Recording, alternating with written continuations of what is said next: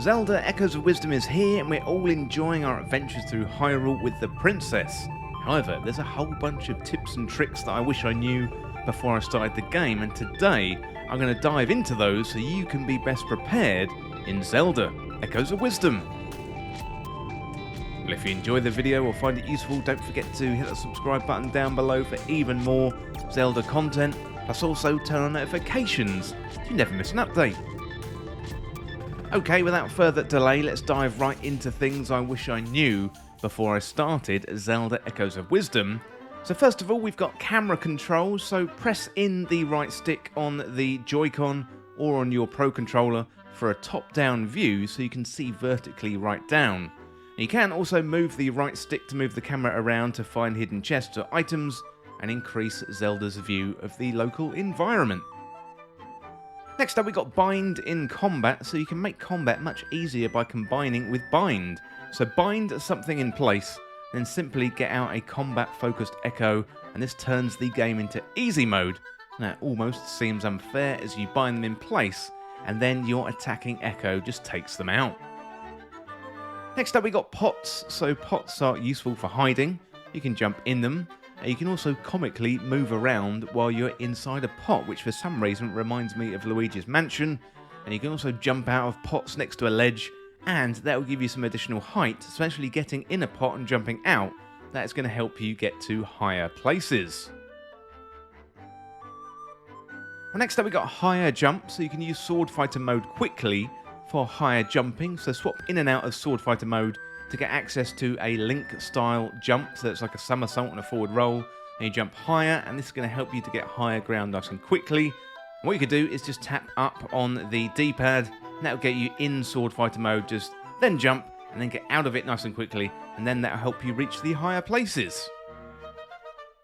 Well, next up we got free healing, so beds are great for building bridges and other structures, but beds are also used for free healing for Princess Zelda.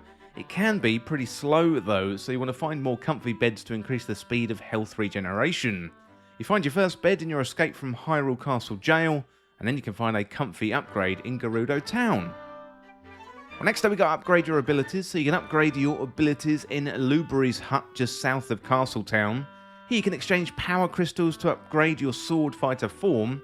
Also, as you learn new abilities all the time in the game, you want to make sure you're checking back in with Luberry and upgrading those abilities on a regular basis. Talking about upgrades, next up we're going to upgrade our accessories, so you can find the Great Fairy in Lake Hylia, and she helps out with increasing accessory slots and also quick refills for fairies, and that's going to help you out when you die, so it's well worth checking back in on the Great Fairy in Lake Hylia. Next up we got killing flying enemies. There's various enemies that try to dive on your head. So you can hold a fire-based echo on your head, and the enemies trying to attack you, they will simply hurt themselves and die. Well, next up we got crows. So crows are useful little buddies in Echoes of Wisdom. You can find them on the way to the Gerudo Desert. They're just to the east there. They not only attack enemies, but they can also find you loads of rupees. You can create your own little crow army to take on enemies, plus they're going to help you get rich quick. Next up we got gliders, so you can use any flying echo as a glider and help you jump off high places. For example, get out a crow echo, pick it up, jump off a ledge, and you can gently float down to the floor. Well, next up we got spinning, so spinning is faster than walking and it's also very functional too. You can deflect small projectiles, plus you can outrun enemies. Also, you don't burn stamina, so there's no reason not to spin your way all around Hyrule. Next up we got make as many smoothies as possible, so find your business scrub friends and stock up on smoothies.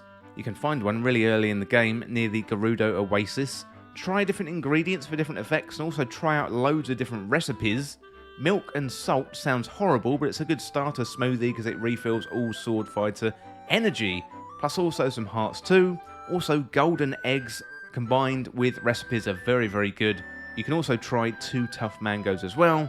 That is a very, very good recipe. Well, next up we've got an early game smoothie, so go to the Gerudo Desert Oasis and play the mango mini game where you have to farm mangoes, and these are great for blending with other ingredients And you can also put 2 together as well, and that'll give you a mango smoothie, and that is great for regenerating hearts. Next up, you can avoid those ropes, so the snakes that come out of the grass, they can be really annoying, but you can just simply jump over them. Plus you can use the audio cues to time your jumps. Next up, we got target enemies, so you can target enemies with the ZL button, and it makes combat much easier. And you can also use targeting to direct your echoes at enemies. Next up, we got remove enemy shields. So some enemies have shields, and they can be removed by using the bind ability. We taught this early on in the game with that first battle against Link, but this tactic can also be used on other enemies too that have shields. Well, next up we got the flying tiles, ignoring wind. So flying tiles, they are one of the best early game echoes. You can find them in the Gerudo Desert. There's lots of wind-based puzzles in the game, in dungeons and all over the place, and you can simply use the flying tiles to bypass the wind. Make sure you get the flying tile echo early, as they can be used as a weapon, used to distract enemies and also help you solve wind puzzles as well. Next up we got echo damage. Your own echoes cannot hurt you, so use them as much as possible. The only exception here is when you use fire echoes and you set fire to the landscape around you, so they can indirectly hurt you, so do be careful when you're playing with fire. Well, next up we got filter your echoes. So pretty quickly you're going to get loads and loads and loads of echoes, but you can filter them for quick access. So press in the D-pad to the right to bring up the menu and press Y, and you're going to be able to sort them by type: last used, most used, last learned, and also cost. Most used is probably the most useful in my opinion. Well, next up we've got multiple echoes can be better than one, so sometimes it's tempting to go into battle with your most powerful echo. However, sometimes overwhelming enemies with many weaker echoes can be better than one single powerful echo. Next up we've got activate all waypoints. So this is the fast travel system in Echoes of Wisdom, and you can find glowing yellow statues all around Hyrule. So it's going to make travelling around really easy and fast, plus also it's going to make it easier to revisit old locations later, especially when you're hunting for heart pieces or completing side quests. Next up we've got echo costs. So echoes, they are great, but they do have a variety of costs. You can only have a certain number of echoes at any one time, and the cost is indicated as the number of triangles. Try only has a total number, but you do upgrade this number as you play the game, and Try's tail is a good indication of your total budget of triangles. Then each echo has a cost. Use these things to work out how many echoes you can have, and you can also sort your echoes by cost to make things easier. Finally, we've got Swordfighter form limit, so you want to save your Swordfighter form for tougher enemies. You can only use Swordfighter form for a short period of time, as you've got to collect energy to refill that bar. So it's not really worth using Swordfighter form on smaller enemies. Although if you do want to restock on the energy, you can defeat the enemies that come out of rifts all around Hyrule and of course in the Still World too. But to be honest, I wouldn't use Swordfighter form on smaller, weaker enemies. Well, let me know what you think in the comments, but that is it for this guide for the 23 things I wish I knew in Zelda Echoes of Wisdom. As always, thank you so much for watching or for listening. Don't forget you can hit that subscribe button down below for even more Zelda content here on Triforce Times. And you can also like the video and share the video too, that would help me out here on the channel. Well, thanks again, I'll see you soon.